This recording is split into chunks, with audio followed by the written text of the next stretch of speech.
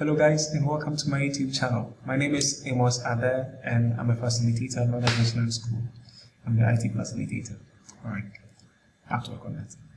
In today's tutorial, we're going to learn about how to turn on the Bluetooth on our PC. How to turn on Bluetooth on our PC. It's very simple and very easy. What you have to do is first you go to Start and then you go to Settings.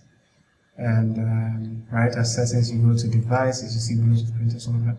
So yes, you see there are Bluetooth and other devices. So yeah, my Bluetooth is already turned on.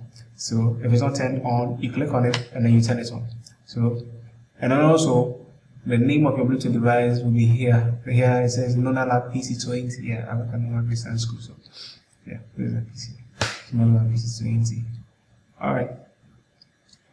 So that's it for today. Thank you so much for watching this video. See you another time. Bye.